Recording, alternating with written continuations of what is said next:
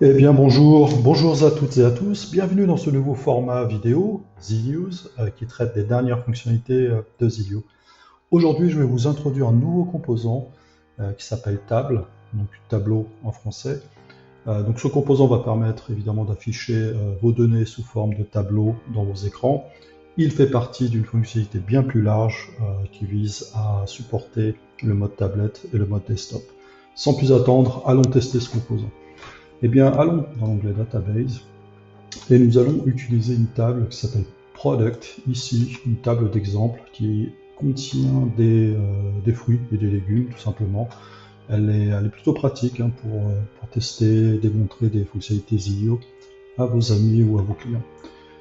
Eh bien, allons dans l'onglet Designer et allons ici utiliser le composant table qui se trouve dans une nouvelle section qui s'appelle Table ici. Allons sélectionner la table Product, drag and drop dans l'écran et allons visualiser le résultat. Donc ici en mode mobile, où on va pouvoir ici parcourir la table avec les doigts, et ici en mode desktop, on voit l'ensemble de la table. Remarquez que Zilio a pu détecter automatiquement le type de colonne. Donc ici on a du texte, on a une image, ici on a un choix possible. Si on revient ici dans l'onglet Designer, on va pouvoir ici bien customiser l'apparence de ce composant. Si on sélectionne notre écran, on va pouvoir cliquer sur des nouveaux boutons qui vont permettre ici de visualiser directement le résultat dans l'éditeur selon ici le format que vous souhaitez tester. Donc la première chose que l'on va regarder, c'est cette configuration ici qui contient les colonnes de notre table, donc nom, description, etc. On va pouvoir ici réordonnancer nos éléments. On va pouvoir mettre image par exemple ici, catégorie en deuxième position, le prix ici en quatrième position, et nous allons supprimer currency, price AI.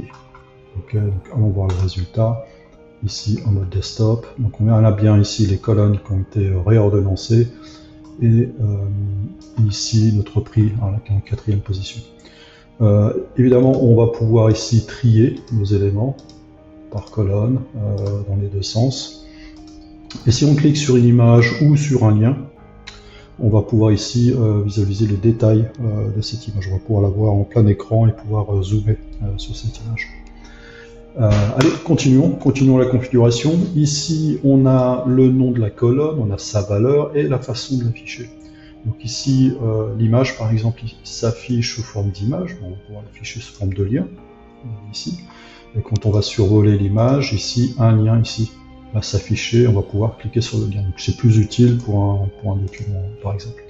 Donc revenons ici, remettons l'image sous forme d'image. Et l'autre aspect aussi, ce qui rend le composant assez puissant, c'est que la valeur ici n'est pas cantonnée à une colonne de votre table. Vous pouvez ici définir une formule. Allons par exemple dans la quatrième colonne, ici on a le prix, mais on n'affiche pas l'unité du prix.